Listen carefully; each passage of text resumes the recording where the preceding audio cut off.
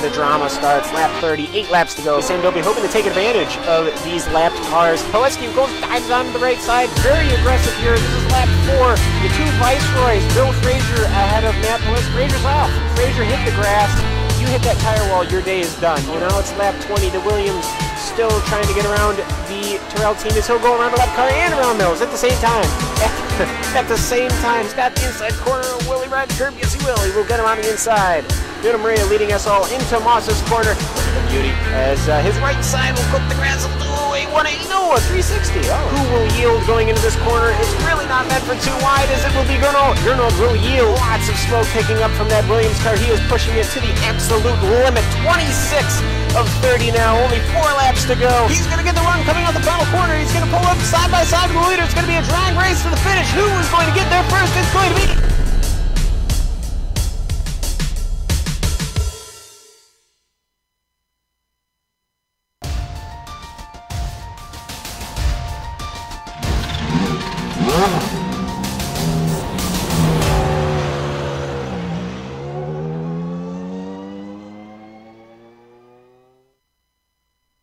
A mix of tradition and technology, always grounded in the past while constantly looking forward.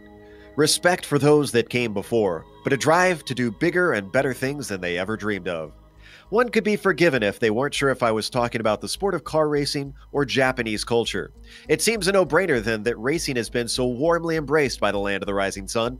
And with only 2 rounds to go, the CTC comes to Japan's most famous circuit, Suzuka.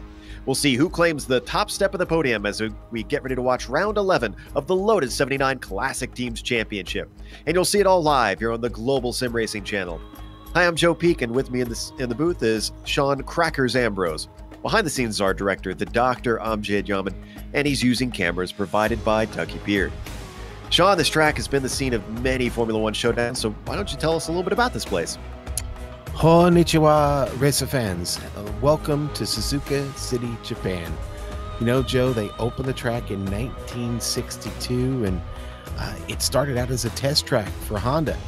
A variety of the corner types here, high-speed portions, a figure-8 layout that offers an equal amount of left and right turns has made this a perfect test track, but it's also a challenging racetrack. It's hosted the Formula One Grand Prix here in 1963 and 1964 before they went over to Mount Fuji.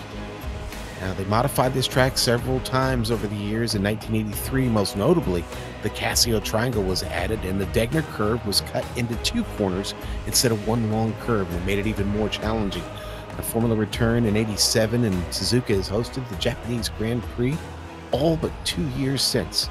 But the best way to get an idea of what it's like to get around the 17 turns and 5.8 kilometers, that's 3.6 miles on this racetrack, is to go on board the GSRC Lotus 79 and take a lap around Suzuka.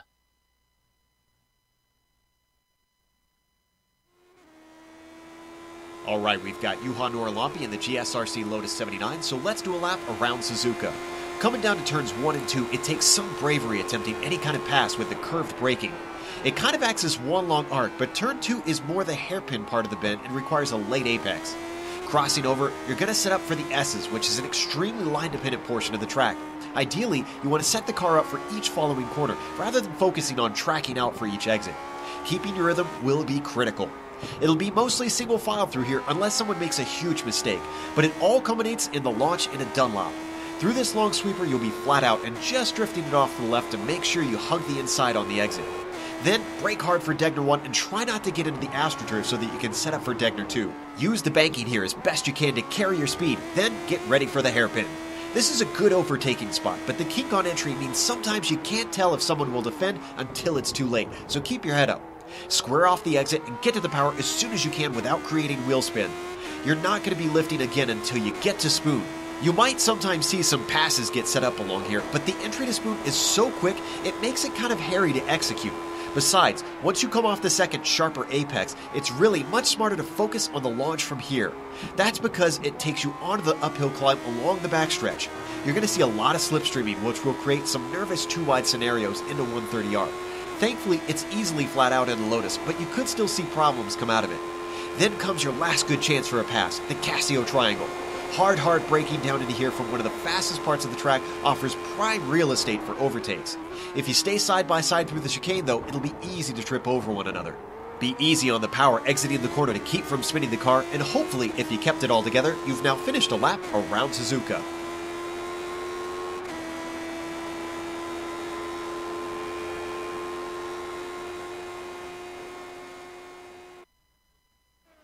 That should give you an idea of just how technical this track is around the circuit. So many different corners. But as qualifying continues, let's take a glance at the championship. Of course, starting with the driver standings, Nuno Moreira has 34 points on Journal Frisch, but Frisch isn't necessarily looking ahead as much as behind. Look at Kalle Ruokola, not too far behind him. Only 14 points separate second and third. And then it's a long ways back to Michel Vandenberg, sadly, and a decent gap to Gerd Hoffer, so fourth and fifth. Unlikely to change, but you never know in this series. And of course, Sean, what about the team standings? That's a big important thing to the CTC.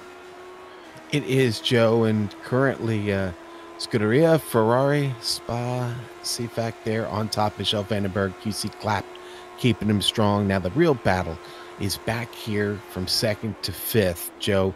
Anybody can claim that spot there in second and third to complete the season. Currently, it's Parmalat Racing, Team Brabham there with Wood and Winfield, 52 points back, but just another 4 points back is Marlboro Team McLaren.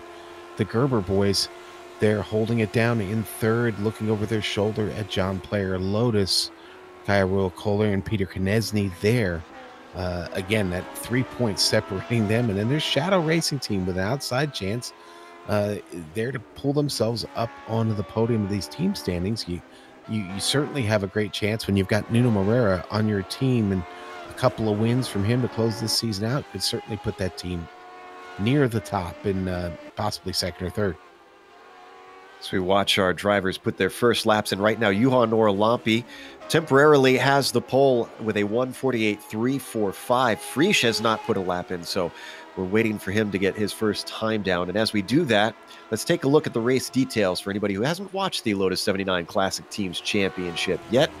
We are in round 11 of 12, and they do have 4 drop weeks for their driver championship. Team has a little bit less and a little bit different from most house series how they do it. Only 2 drop weeks that they can get away with there. This is a 23-lap race around here today, and as such, with it being open setup, there are no expected pit stops or no scheduled pit stops. They do have an incident cap, 17 incidents, and you'll be out of the race, so got to watch out for those because you can be DQ'd. And, of course, they go by the official iRacing points to score this. Frisch is just coming across the line now for what should be his first-time lap, and he only takes him third. Interesting, Sean. Yeah, well, I will tell you this, just from seeing the race before this one, Juha Norlampi is just bad fast here. I think that 1:48.3 is probably going to hold, and he knows it because he's already put the car in the pit. Nuno Moreira going to second right now with a 1:48.4. There's a few drivers out there could still topple that, but Juha standing strong at the top, like I said, with that 1:48.3. We saw Justin Lindsay, known big roller in iRacing, has quite a bit of speed, being a part of the Coanda team. Adam Frazier currently sitting 13th. The driver that's going to have a bit of a bad day, at least at the start, potentially here, Mark Pickford, has messed up his lap somewhere along the line and is not going to put a time to lap in, so he will start at the tail end of the field with everybody else having at least gotten one down. Michel Vandenberg as far down as 19th at the moment.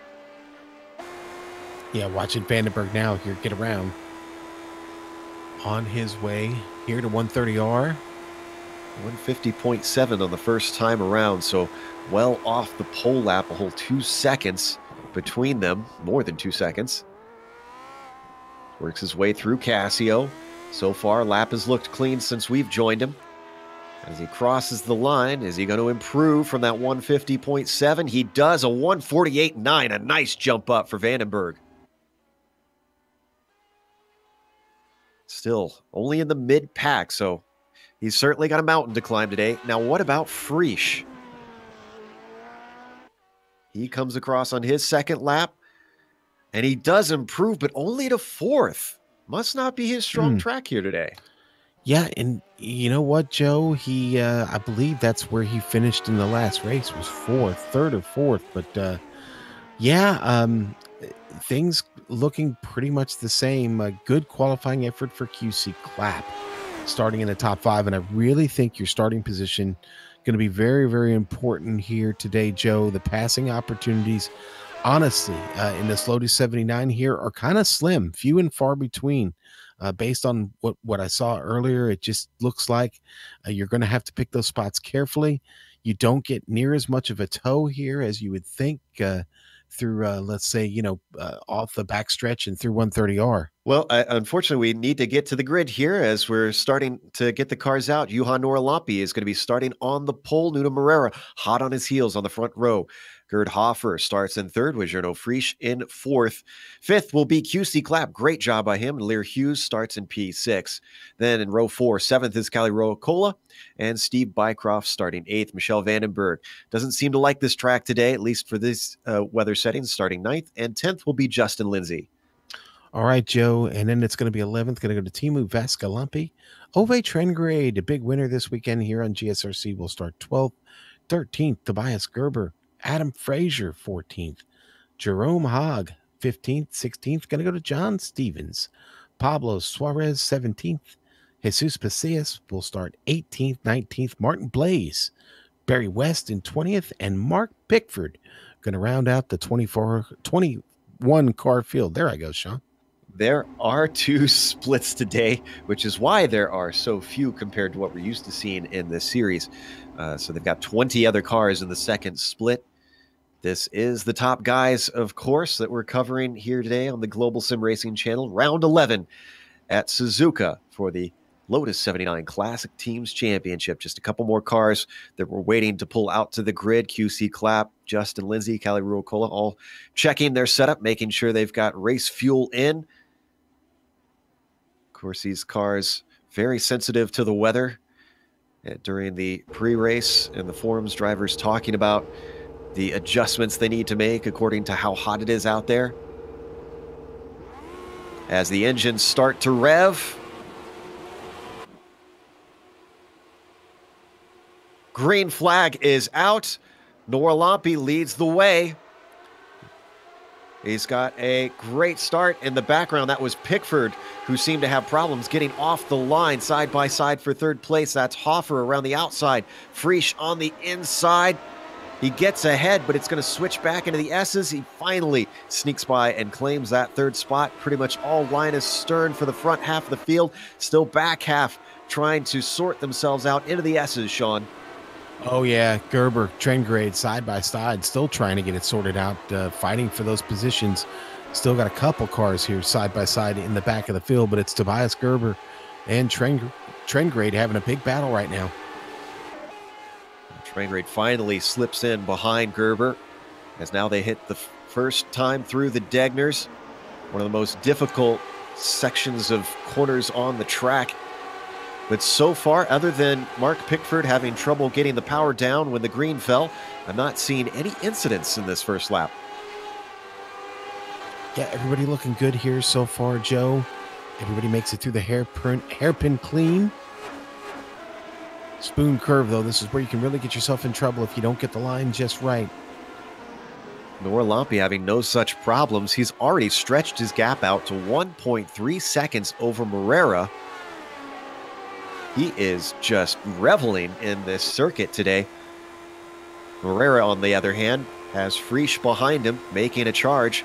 Didn't get the greatest of qualifying. Maybe his race set is a little bit better, because as he looks to the inside, down into Casio, can't get anything done, but obviously already on the hunt to take P2 away.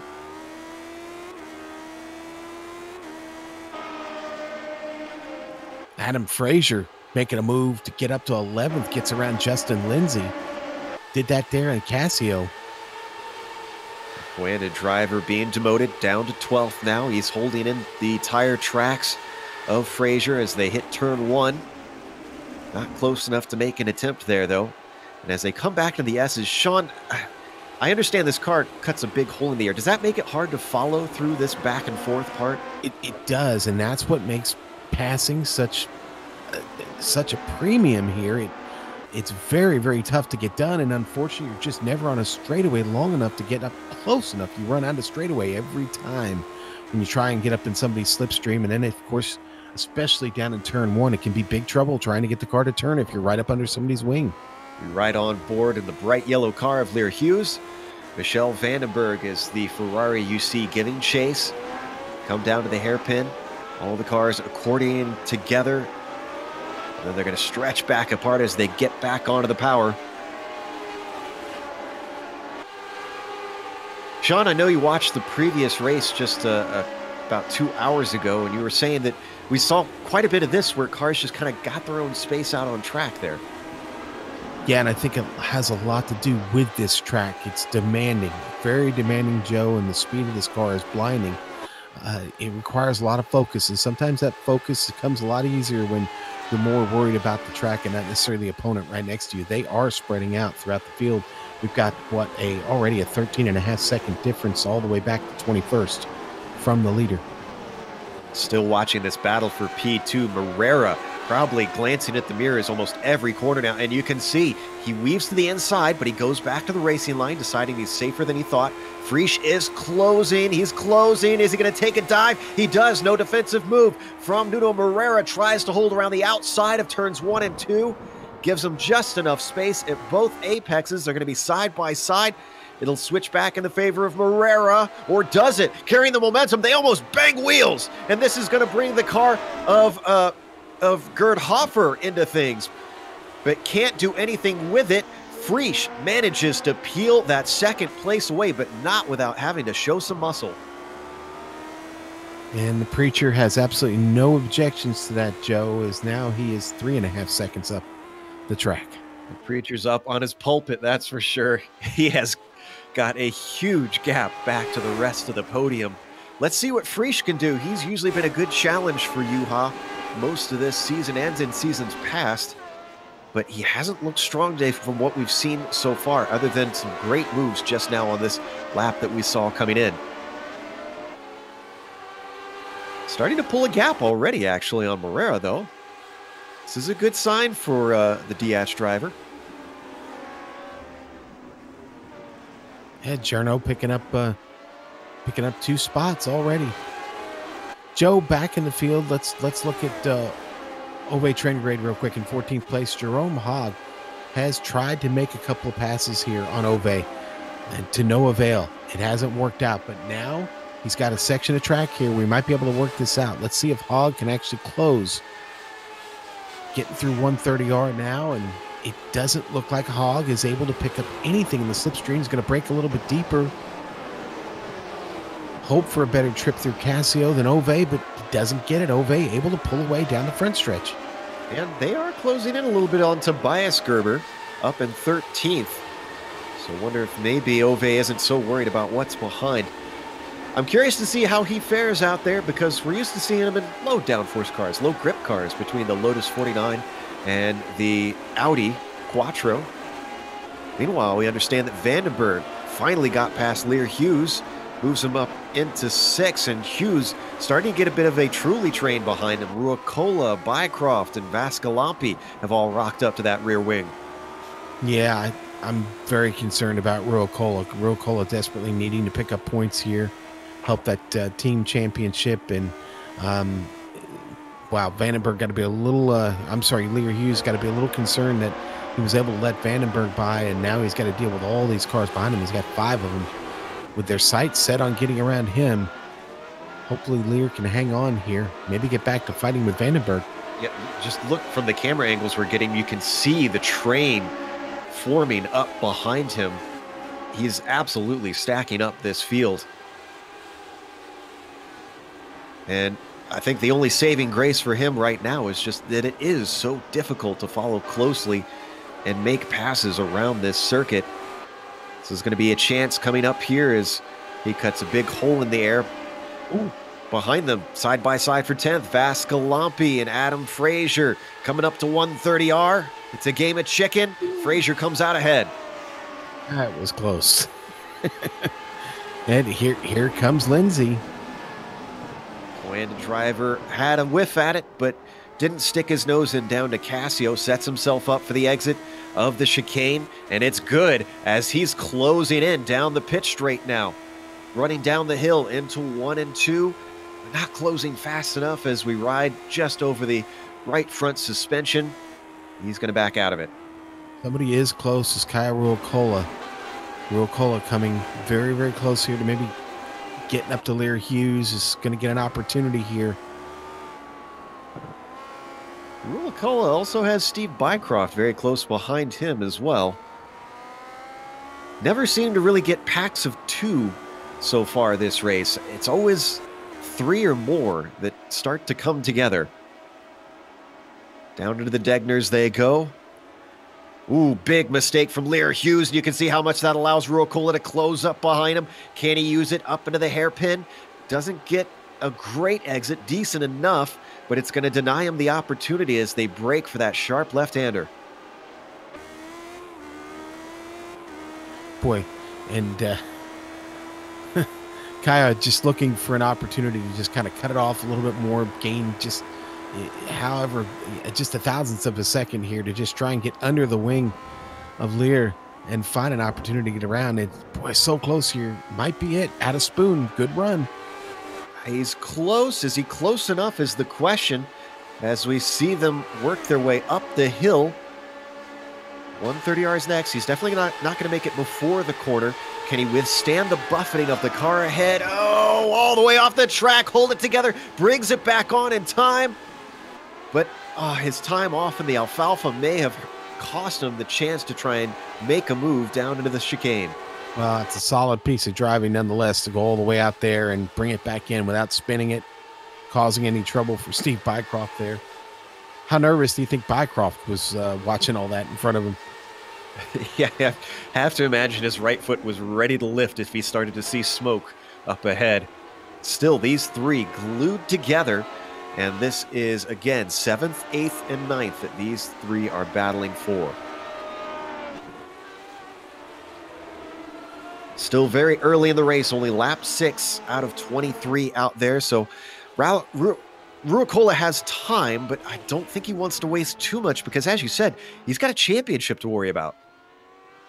Yeah, and in my opinion, has already spent more time than he needed back here. I mean, he's, 10 seconds behind Juha Nuorlampi now. The front of the field is running away from him as he sits here and languishes behind Lear Hughes. Well, Jerome Hogg finally manages to overtake Ove Trangrade, and I see Vascalampi with a problem as well. He loses a couple spots. This is coming out of the hairpin. That immense power of the Lotus 79. Let's see if we can pull up a replay. Just bit him. Here's the fin coming up, and you'll see in the blue and white machine.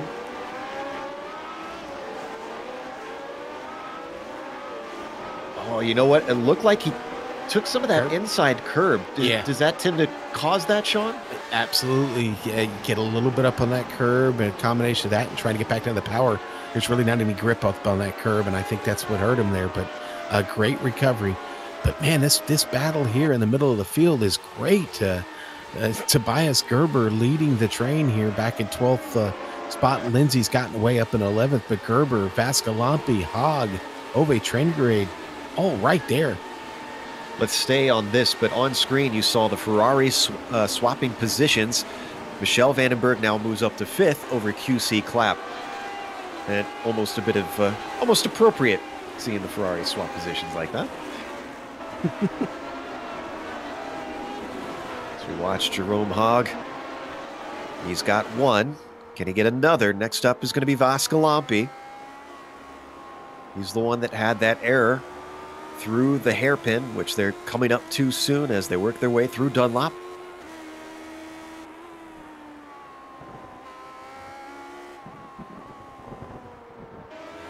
You know, one thing we always talk about too, Sean, is the fact that this car just has really heavy steering. Does that make it really exhausting to drive this track? There's so many corners. I have to imagine that it's a workout. Oh, and did Ove Trangrade have a problem? Where is he? Yeah, he checked up just a bit there in the hairpin, Joe, and when he did, Unfortunately, John Stevens was right there, and Stevens gets under the rear end of him and gets him spun around. Let's watch from Stevens' view. It's probably difficult to tell because of that tall rear wing that the car ahead is having to stop because of traffic in front of you, and that's what caught the New Englander out. I'm sure, yeah, car just suddenly slowed up before he could react, bumps him around. And so, contrasting fortunes for Ove Trangerade. Second to last, only car behind him now is Barry West. In fact, that very tail end of the field is very much a train of four, all fighting for 18th spot. Mark Pickford, nice recovery after having an embarrassing moment. Got himself up to 18th. Yeah, Pickford is fighting, man. He has fought his way back up to 18th, now picked up 3 spots and feeling, I'm sure, a lot better about himself than he was when this thing got started. He's got the Surtees purring now. He works his way through the S's. I mean, yeah, look who we got through. I mean, you know, they were battling. It was Blaze, Ove Trangerade, and Bray West. So good on him. And you know what? His pace seems to be pretty good. So maybe some more opportunities in front of him here. What if we could jump up back to Lear Hughes still in 7th, because he's keeping that train behind him. Ruocola hasn't made it past. Bycroft is still stuck there. Frazier is on the tail of them. He's been a cool customer. Lear has been fast all season. He hasn't had the most luck, unfortunately, and maybe today is his day. QC Clapp only just under 2 seconds ahead of him. Certainly catchable. But yeah, I'm a little surprised. Kyle Ruocola not been able to really do anything with this. Lear has maintained a pretty good run here so far at Suzuka. Meantime, John Stevens not just in the action with, Suarez was the one in the action. Is actually almost going side by side in a 130R. He gets bumped behind. That is Jesus Basillas, who gets into him and has to check up big time. Wonder if he got any damage from that. Taking a closer look here. Let's take a look at the replay from onboard Jesus's perspective. On board with the Benetton driver here. Let's see. Bit of a dive to the inside to let him know he's going to have to go the long way around. Oh, just a little tap. Yeah. He's lucky he didn't send him around. Great camera angle there. I think that did put some damage on Jesus because he's fallen backwards into the clutches of Pickford now. Trying to look, not seeing it any on the nose of him.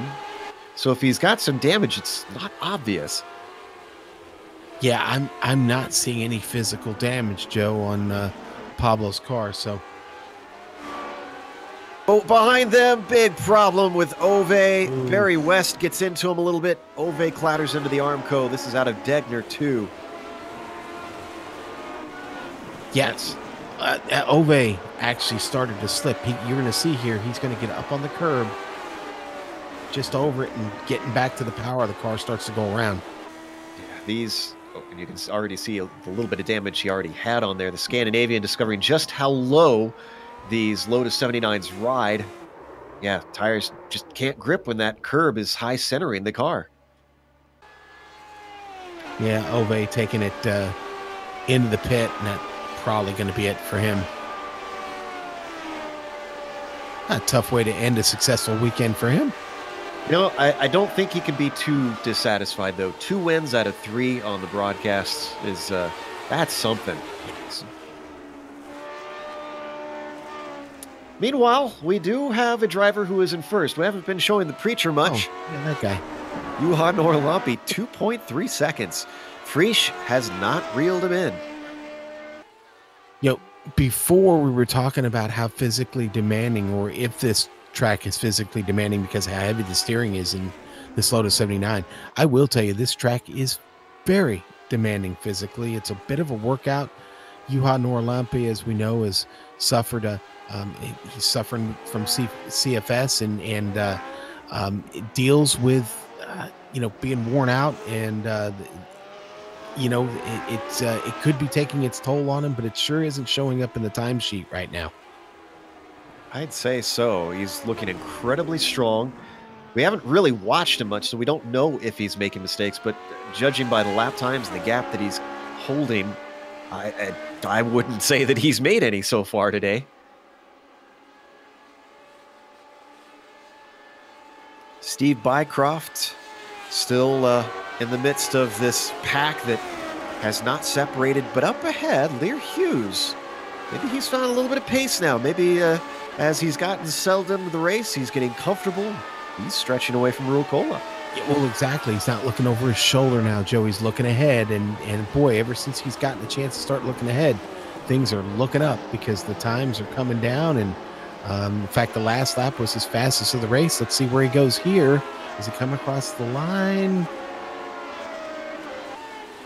Yeah, just a tenth slower. But again, really making progress here for Lear Hughes. Is this a car that tends to reward taking it easy in the first half of the race? Is this something where maybe his tires are a little fresher than the guys behind him? It's fuel more than anything, Joe. As the car gets lighter, this car does get significantly faster, actually. Now, he wasn't really fighting too hard, and these tires will reward you if you take it easy on them. They're like any other tires on the iRacing service. You can abuse and beat them up, and it will cost you a tremendous amount of time if you do that. So far, so good for Lear. Up at the front, checking the lap times, Prix was actually half a second faster than Orlampi last time by. So maybe Prix is starting to realize he's got to push. He's on lap 11 of 23, so he still has half the race left, but he does have to get up to him to give himself the chance to make an overtake, and that gap continues to come down as it's now down to 1.8 even. Yeah, and I hate to waffle and go on the other side of the fence, but this is the second race for Juha this morning, and I begin to wonder if maybe fatigue is setting in just a little bit for him. He hasn't had a fight with anybody, but again, this track physically demanding, and it could be taking its toll on him right now. So they come across the line, down to 1.6 now that I'm seeing. You can now see them both in the same shot, and fastest lap of the race goes to Gernot Prix. He's got the bit between his teeth.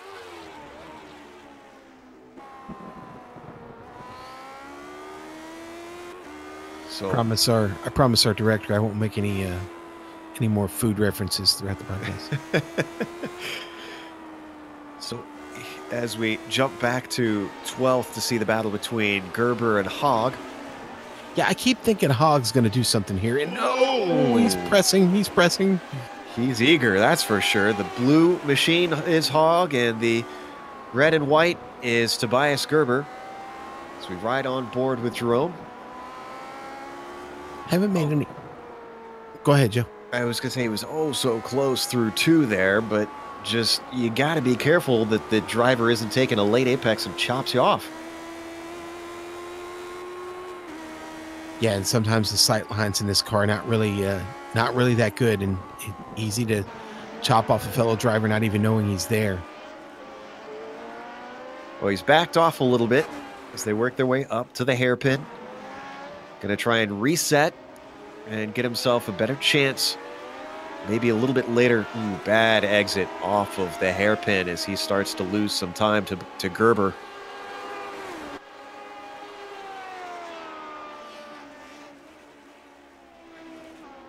I haven't made any references to large fire-breathing monsters either during this broadcast, but I guess I just did, so. Well, we're about halfway through the race. Why don't we run through the field to give you an idea of where everybody sits? Up at the front, Johan Orlampi has been leading since the drop of the green. He's looked safe for the most part, but in recent laps, that gap has started to come down to second place, which is Gernot Prix, who's finally worked his way up to second, had a bad qualifying, and is trying to do better with his race pace, continues to chop down at that gap. Third place, we haven't really talked a whole lot about him, but Nuno Moreira sits on the podium. Not going to be a bad day. I'm sure he'd rather have a little bit better results, but he's been in no man's land, not really challenged by anyone. Behind him, it's Gerd Hoffer sitting in fourth. And again, just not really much happening in his race. He's trying to hold ahead of Michel Vandenberg, who has really been a hard charger. Another driver with bad qualifying who sits in fifth right now, Sean. Well, goes back to QC Clapp there in sixth. He's really kind of all by himself on track there. Almost 4 seconds behind Vandenberg and about 3 seconds ahead of Lear Hughes, who's not really making up any ground on him. QC having a great run and a quiet one at that. Now we'll go back to Lear Hughes, who finds himself in seventh. Nothing quiet about his run at all. He was battling hard with Kaya Ruokola and Steve Bycroft and has managed to pull away. Now it's Ruokola and Bycroft, 8th and 9th. Those two are mixing it up. In fact, Bycroft just tried to make a move on Ruokola and failed, and Ruokola hangs on to 8th, and then we'll go back to 10th, and it's Adam Frazier, who's not very far from the action, still in the heart of it. In fact, up 4 spots to 10th. 11th, the Coanda driver Justin Lindsay finds himself a mid-pack driver. That tells you just how much experience counts out here, because we know that Justin is fast. It's sort of like seeing a Penske driver mired halfway down the field. Tobias Gerber sits behind him in 12th position. Oh, and that's going to change potentially as he screws up the chicane. He's in a battle with 13th place driver Jerome Hogg. He's well within the draft as they come down the pit straight. We ride on board, ducks to the inside. Coming down to turn 1. This is tough to take it side by side. What's Gerber going to do? He's not going to try and hold on to it. He lets him through. So move Hogg to 12th, Gerber to 13th. Behind that battle, Teemu Vaskalampi rides in the 14th spot. He made a mistake earlier on in the race, and that has cost him dearly. He really has not regained a lot of ground. Behind him, John Stevens had a bit of contact earlier on, but has continued on in 15th, Sean. All right, Joe, and then it's Pablo Suarez. He is up a spot, but that spot is only good enough for 16th right now, so he's battling Jesus Pasillas back there in 17th, trying to keep pace and trying to keep Mark Pickford away from there in 18th. Now, Pickford, to his credit, had a horrible start to this race, and 18th looking pretty good right now for him as he's picked up 3 spots to sit there. Martin Blaze still got the car on track there in 19th. And in 20th, we've got Barry West, and Barry's out there taking it pretty slow right now. I wonder if he's got some damage on the car. I don't see any, but okay. Just a little bit on the nose. Does on the nose, yeah. And then, of course, Ove Trengrade. Unfortunately, things just didn't come together for him today, and after a pretty good wreck there, finds himself behind the wall, 21st. Boy, as that's been happening, Gernot Frisch has twice taken the fastest lap. Juha is trying to respond. This lap not as well, but the previous lap, to tell you how hard these guys are pushing, Sean, when Gernot took that fastest lap, it was a 149.08. Juha, that same lap, did a 149.09. Talk about two titans just duking it out. Yeah, and like I said before, as the fuel continues to burn on these machines, these times by the fast guys up front here, they will continue to tumble, Joe. I won't be shocked if we get maybe approached 147 at some point here towards the end. 9 laps to go, and Frisch has cut it down to 1.5 seconds now. As I said, Juha he's aware of the situation, it seems, because he's picked up his pace. He's trying to pull away from him, but it's like he's being clawed in inch by inch. Frisch just has that slight edge over him each lap. You're talking about clawed in. I'm watching Vandenberg right now, and Vandenberg's got better pace right now than Jared Hofer. I think it's just a matter of finding an opportunity here to get that 4th spot away from Jared. Vandenberg, of course, has picked up 4 spots. I mean, he's come from within the top 10 here to get himself into the middle of the top 10, and Only thing that stands between him right now and that fifth spot is Michel Vandenberg, and I think he's really got him where he wants him now, with just now 8 laps left as they come to the line. Ooh, not a good chicane there for Hoffer if he slides it through that first apex, but sadly for Vandenberg, he's not able to capitalize on it. You saw him as we rode on board, really jockeying for position, trying to set himself up. We figured that qualifying was not representative of what we're used to seeing from Michel. And right now his race pace is showing it with a great turn of speed. Now they come through the S's once again. He's got to withstand that dirty air riding behind that Ligier. You know, one thing to note about this track, Joe, it's so big, it's so twisting and winding all over the place. I really don't think our leader in Journo, I don't think they have any traffic to worry about here at any point. The back of the field is a long way away from them. Yeah, gosh, we're doing laps of 150 something, 148 something, and Barry West is still 58 seconds behind, so he's got a whole minute between himself and the leaders. So we continue to watch this fight between Hoffer and Vandenberg. Got close into the hairpin, not close enough though. It sure did. I almost wonder if Michel had to check up just a little bit there. Now through Spoon, one of the more critical corners of this track, the second apex, really requiring you to get the power down as early as you can to try and carry speed onto the backstretch, and Michel does it well. He's going to be within the slipstream. Can he hold it through 130R? He closes in. It's going to be even harder the closest he gets. He does it very well. Defensive move from Hoffer as they come down to the chicane. Is that going to hurt him coming out of it, though? No, it does not. In fact, he gets an excellent run off the corner. Cheers to Jared there. That was a really nice run through Casio after taking a defensive entry there. That really saved him. Put a nice bit of air between himself and Michel. Man, the lead is down to, it's under a second now, back to Journo. Journo has turned up the wick that last lap. That was a 148.9 to Juha's 149.1. Boy, it is a pressure cooker out there. And can the Finn withstand it? That's the question. He's got 7 more laps, and he's seen his lead being eaten away. But did Journo make a mistake? It's gone back up to 1.3.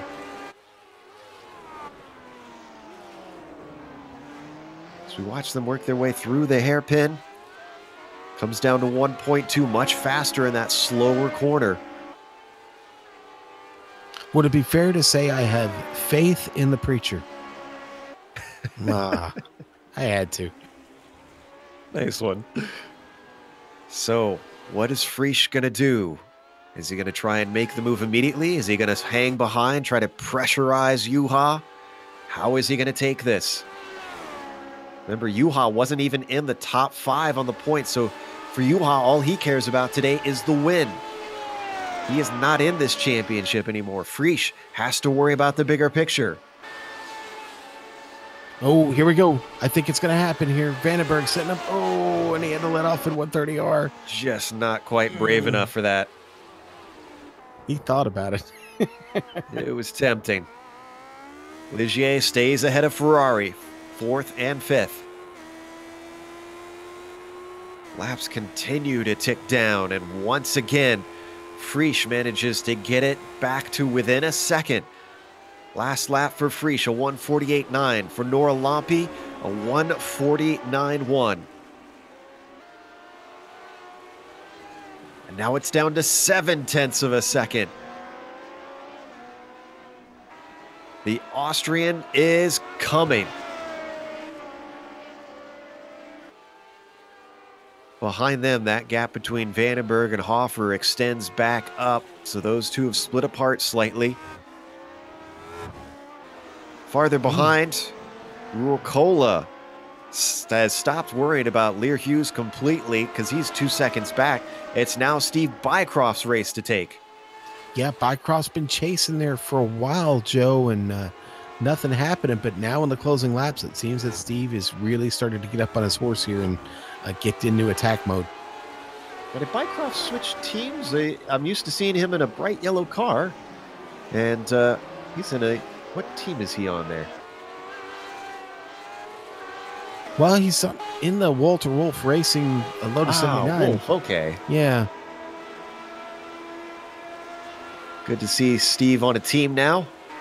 He's making good use of it. Top split race and 9th, looking at an 8th. This is a good showing by the Indiana driver.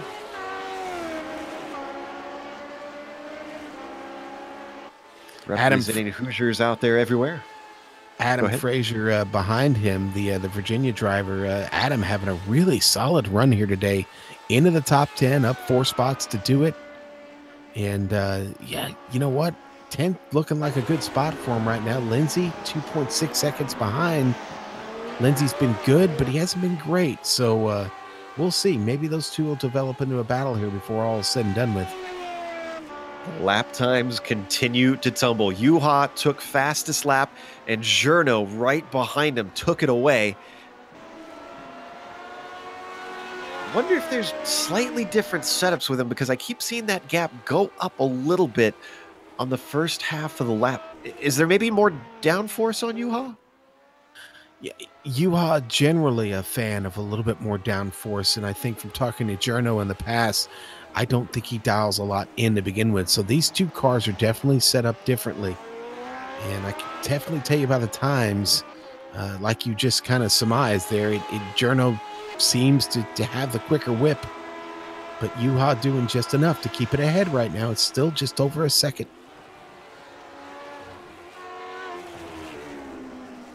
These two have been closing in closer and closer. If you're just joining us, it was as high as 2.5 seconds much earlier in the race. And the Austrian has been chipping away bit by bit to try and get himself into a position to take the win away from the Preacher. Juha Norlampi started on the pole. Oh, and he makes a big mistake into the Casio triangle. We're on this battle. We're going to watch this real quick to see if there's a move by Vandenberg. Takes a look, but not able to do it. In the meantime, we got to go to the lead because we could see a pass here as they close together down the front stretch. Defensive all the way to the inside for the Preacher. Fends him off for now. Oh, boy. That was costly. I wonder if we could go back and get a replay now that they're in the S's. We're not likely to see a pass through here. This was the critical moment here for Norlampi. Oh, it's going to be a little bit ahead of this. Here we go. Coming up through 130R, and you're going to see it into the Casio triangle. Maybe just trying to push things a little bit too hard. Not even close to the apex. We still have time for one more here. Let's watch on board. What's interesting, he doesn't lock them up at all, Sean. He just overshoots it. Yeah, and then reels it back in. One heck of a driver, man. Able to minimize the damage literally there and continue on and put it back to a second, Joe. He's now got it back to a second to lead. I'm guessing his saving grace is what we keep talking about, that wake, maybe making it hard for Journo to follow in the twisty bits. Yeah, that appears to be the case because, again, he was able to recover and get away. A lot of work here for Journo Frisch left to do if he wants this win. Much tidier that time by through the Casio triangle. So as they come down to 3 laps to go now, time is running out for Frisch. But is he concerned? Is he thinking, I'm in second place, my major rivals are all behind me right now? Doesn't really have to take the win here. Only 2 rounds to go, and he's got a 35-point gap. He's going to extend that if he finishes in this position. Behind them, most everybody has separated out. Really, the only close battles that we've got is for 4th between Hofer and Vandenberg. Frazier and Lindsay relatively close. But everybody else has just kind of got themselves their own little bit of Suzuka track. You know, Suarez back here still trying to get around Stevens. That's for 15th. They're actually, they've got their own little quiet little battle going on. Been fun to watch when I've checked in on them. Other than Steve's one little moment coming into the back of Ove Trangarade, not been a bad race for him. As we said, sitting in 15th right now. Doesn't have to try too much longer to try to hold off Suarez if he can just cling to things for a couple more laps.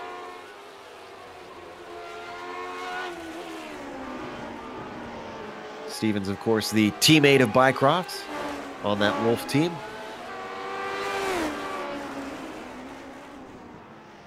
Working their way through the hairpin. A little bit wide there for Stevens. The lead comes down yet again. Now, was this another mistake potentially here? No, just good braking down into the chicane by Frisch is where he gained a ton of time.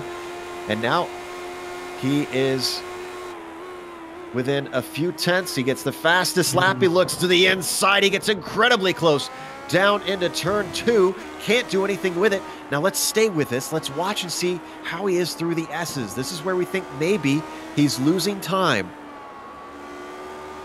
Holding station right now. I was dropping a couple tenths.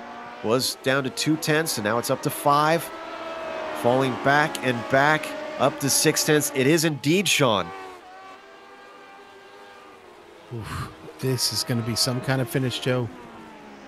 Those S's are the killer for Jono Frisch. If he's going to get it done, he's got to get it done by turn 1.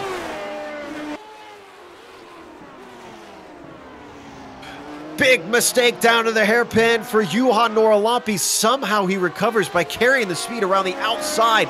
But this is oh so important for Jono. He is now right within the slipstream. If he can hold on to this amount behind coming through Spoon Curve, this is going to be his best opportunity yet. His car is trimmed out. Juha Norlampi, practically a sitting duck on the long straights. He gets a really good run, but I don't think it's going to be enough. Here comes the Austrian. He's reeling him in as they come up to 130R. Norlampi goes back to the racing line. He ducks in. They're going to go too wide. No, he backs out. That could have been the missed opportunity. Wow. Just not close enough into Casio. He's going to get one more bite of the apple. Onto the front stretch. This could be his last chance. He's close, but is he close enough? Down to the pit wall goes Norlampi, holding that inside line, hugging it, trying to keep him from getting a nose in. Oh, almost gets into him. No. Oh, and out to the wall. He can't get it wound up in time. Frisch gets it back out on track. The car's still going, but how damaged is it? He's got left front damage. He's having trouble with the steering on it, Joe. He's going to be lucky to make it around here without getting caught by Nuno Moreira. The car is limping. Oh, just looked like early braking maybe with him being so far inside for Norlampi. Caught Frisch out. Had to bob to the outside. Well, he took his shot at it, didn't he? He had to have a go. Yeah. Now, the question is, can he limit the damage? Nuno Moreira's coming up behind him now. And Moreira, isn't Moreira the one that's chasing him in the championship right now? Yeah, and Jono already radioed everybody, let him know that he's crippled and he's going to get past here. Indeed, he's not just going to lose that spot because Hofer and Vandenberg are going to run around also. This is exactly what I was talking about. Is it worth the risk? He could have solidified second place. He took a chance, and it has bit him. This is going to close in the championship significantly. But Juha Norlampi, we wondered if he could withstand the pressure. Some defensive moves, keeping cool under pressure, did the job for the Preacher as he comes through the last chicane. No challenge as he comes to the line.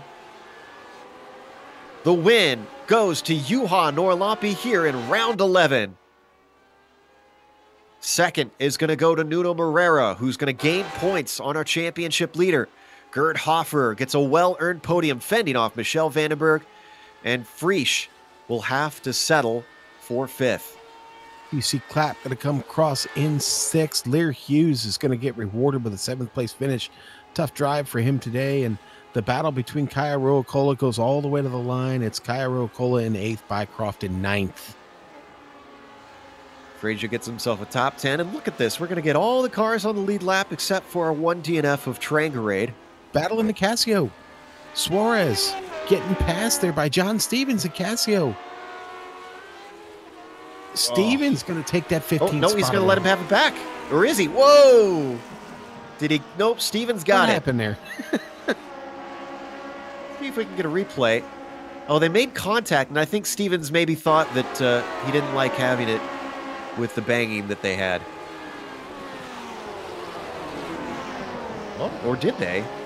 No contact there. They stayed apart. It looked like it was going to be. You know, the director makes a great point, wondering if maybe Stevens cut the chicane. It didn't look like it from my angle, but he might have. He drops a wheel off there on the second part of the chicane. Let's look.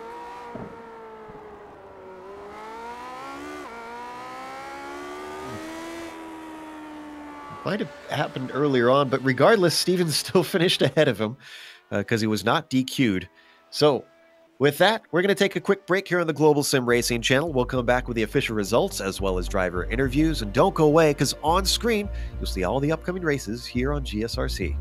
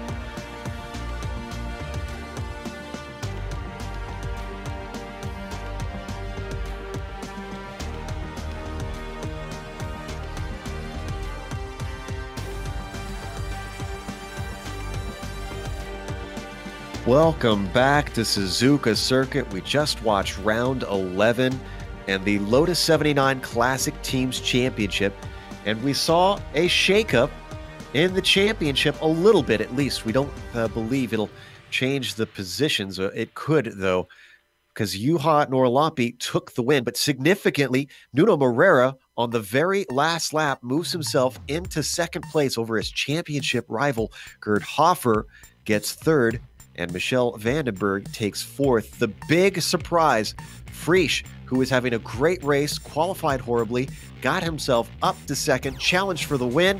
Final move, caused himself to go out to the wall, take damage, and slipped all the way down to fifth, putting himself in a tough spot for the final round next week. QC Clapp is finishing behind him in sixth with Lear Hughes. A great race.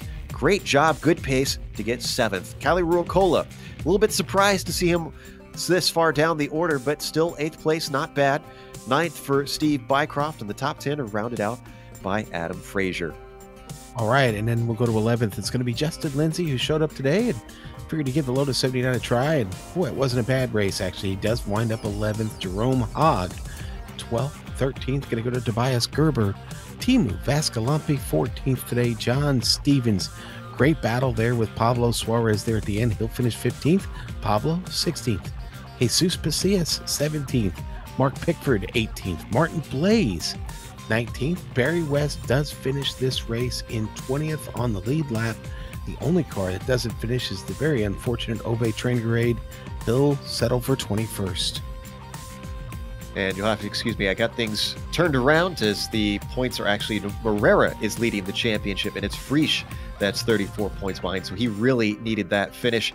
And in fact, why don't we talk to our winner before we get to Morera, because, boy, I'm sure he's exhausted. Juha, you withstood quite a bit of pressure. Were you getting nervous watching Frisch start to close up on you? Yeah, it was fantastic show, I suppose, at the end. Well, yes, I knew that Geraint was here very fast, and I just tried at the week make some changes for my setup, and I thought that I could perhaps beat him now. And well, luckily that happened, but obviously he was a little faster with the race pace. But well, I don't know what happened there at the last turn and at the last lap, but what was it? Was it last lap? It was the last lap into the first corner. Yes. Okay, and what happened there, I don't know, but Geraint said that it was his fault, but I just didn't know what happened, and I just was confused and thought that I might lift my gas and give him the place, but I just saw that he's dropping and Nuno get past, and then I just had to go and take this win. Now, before you got to that, you had a big error into the Casio chicane, that final chicane. What happened there? Were you just pushing that hard that the car went beyond the limit?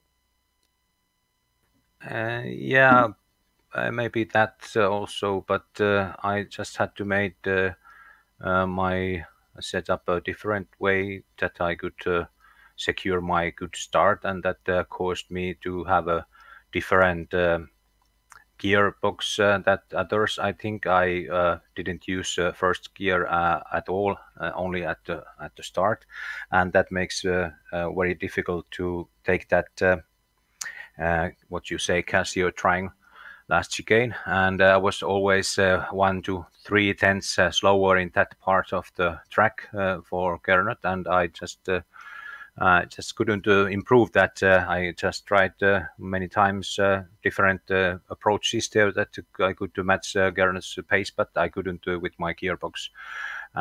Its gear rations different, so well, that was my excuse. Interesting. We were so focused on whether you had a different wing setting, we didn't even think about the gearing. But still, you managed to come home with a win. Congratulations! And will we see you next week? Yeah, perhaps I have lost this championship battle long ago, because I always, when I won, I had no points, and well, luckily this time I had some points. Well, I just had to say that Nuno, but Geraint has 4 kilometers more speed at the straight, so I'm very surprised that he could even race so hard at those tricky parts, those S's and other curves. But thanks you guys, and God bless you, and I hope to see you next week again. And congrats to Nuno also for the 2nd place. All right, that was the preacher, Juha Norlampi, our winner today. Wishing blessings on our old team. We'll take that. As we talk to Nuno Morera, 2nd place now. Sean has caught up with him. Nuno, what a drive today. And, well, you got a little help there at the end to get yourself up into 2nd, but it was still a great battle out there at Suzuka. Nuno, have you got us, buddy? Obviously getting his mic set up here. Hopefully he'll be able to get that sorted out here in just a second. We'll give him just a little bit longer. Nuno, do you got a copy? Hey guys, yes. There he is. There's Nuno. Nuno, that was boy, that was some kind of race up there. A bit of a challenge here at Suzuka, wasn't it? Well, it was. It's not my fastest track, so it was a very good result in the end. I'm sorry for whatever happened between Gernot and Juve, but I'm sure. Hey, in Gernot's position, I would also go for it. And I think he tried to grab P1, and things just didn't went his side. So that was really unlucky because they both were doing a great race. And at least for me, I was just spectating and just cruising, I think. Well, it puts you on your way to securing this championship here in season 1 for 2018. Any thoughts about that right now, or you just want to stay focused for next week for the last race? I think, well, first, we still need one more race, and everything can happen. So I think it's not even close to solved. In my perspective, it's odd to get here and still be either at the front of the championship or even fighting for the championship, because I did a good start of the first half, and then work stuff. I went away. I had a lot of away time from my racing, and I'm still in a good position for the championship. So that is good, but I still feel that well, for us to finish P1 in the championship, we should be winning races, and I don't feel that I'm in that position right now. So I don't know. I have to congratulate you and Gernot, because those are the guys pushing really hard and fast. All right, so Nuno, I'm gonna ask you one more question here before I let you go. Do you race anything else on iRacing besides the Lotus 79? I try sometimes. I like the Nissan, but every time I come back to the Lotus, I say, hey, this is it. So there's no way. I try all the other cars. I have a bunch of cars, but hey, this is where I feel good. Well, all right. So then that answered my big question. I'll tell you what, we'll let you go and get ready for Interlagos next week, and we'll see you then, my friend.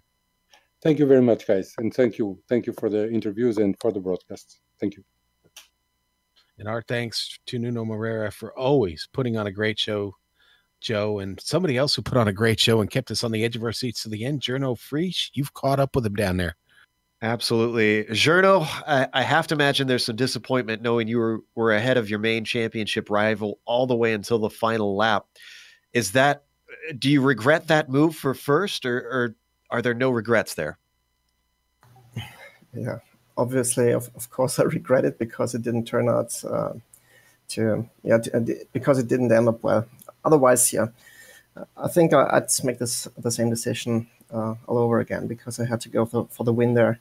I'm back in the championship. I needed a really high score finish, so I needed to go for P1 there. Nuno seems to think that nothing is decided going into that final round. Do you feel the same way? Do you feel confident that you could still overtake him at, I believe we're at Interlagos? Well, I haven't looked into details yet, but I think it's pretty much decided, because, we already should have been ahead with all the drop weeks. I didn't have so many really high score finishes, so I think it's all his advantage. I think it's pretty much decided now. Talk to us about the qualifying as well. We were a bit surprised that you only managed fourth, especially with the race pace that we saw. Was there a mistake, or did you just not get the setup right? Hard to say. I think the setup was really loose in qualifying trim. In the race before, I struggled with my race sets, and I changed some small things, and it felt better in that race. But the qualifying was not my best one, unfortunately. Well, commiserations. You still managed to top 5, so you were still up there in the top split, which is no mean feat. Congratulations on that, and hope to see you next week. Yeah, it was still a great race. Congrats to Nuno and also to you, huh? Yeah. And thanks to you guys. Bye-bye. That was Gernot Prix, 5th place finisher today. Behind him, 6th place. We didn't get to see a whole lot of him because of all the action that we caught out on track, but Sean is talking to QC Clapp. QC, A 6th place finish for you today. I know you started 5th, but I'll tell you what, Suzuka is pretty demanding track. You got to be pretty happy with that. 6th place, yeah, that's fantastic. That's when you look at the results and you see guys like Lear, Kalle, Steve behind me. Those guys are usually faster, so nothing to complain. It was really an intense race. This is why I love iRacing. Races like this, fantastic. And you help keep the team on top. You and Michelle here in the top 10, both with great finishes. You help keep the team on top in the standings, and you got to be happy with that. Yeah, and it was also for myself an egoistic choice, because if I'm gonna battle with Michiel, I would lose time to the guys behind, who I knew from earlier races this week that they are faster or just as fast. So there was it was never a good plan to battle Michiel, because he was faster anyway. So I'm really happy with the way it turned out. So what is the focus for the team next week as we head to Interlagos? What do you guys expect? Well, I think the team championship is pretty much done. That was the goal for this season. So I fear I have to start looking for a new teammate next season, one who isn't as fast as Juha last year and Michiel this year. So we have to keep the championship an exciting thing. In the past 2 seasons, my teammates were too good, or I was getting too good. It's just how you see it. Well, you were one of the reasons that this was an exciting race, and we appreciate your contributions here and look forward to seeing you next week at Interlagos. Yeah, thanks for the broadcast, guys, and have a great evening. And our thanks to QC Clapp, and hope he has a great evening as well. And Joe, this all sets up for the final round at Interlagos next week. And Interlagos is a circuit that's never short of excitement. It's similar to this one in the sense that you have a lot of technical portions, but then you also have quite a bit of it that's flat out where cars are drafting with each other. So I think it's going to put on some really interesting racing. But in the meantime, we want to thank a few people before we go. Obviously, thanks to the Lotus 79 community for coming back for another season here on the Global Sim Racing channel. And of course, thanks to the companies that provide the software and hardware for our broadcast listed here on your screen. Additional thanks to Eric Ekholm and Casey Lalonde, who provide our wonderful music. See the screen for how to get a hold of more of their great work. Thanks to the team today, Sean, Amjad, and Dougie. If you'd like to find out more about GSRC, including our upcoming races, you can find it at globalsimracingchannel.com. Or you can check us out on social media. We're on Twitter at GSR Channel. We're also on Facebook at /Global Sim Racing Channel. As we mentioned, we're going down to Brazil. Interlagos hosts the finale. That'll be March 4th at 11:30 a.m. Eastern, so next Sunday. We also have upcoming races for other series listed on the screen, so check those out and mark them down on your calendar. However, until next time, race clean, race hard, and we'll see you on the track.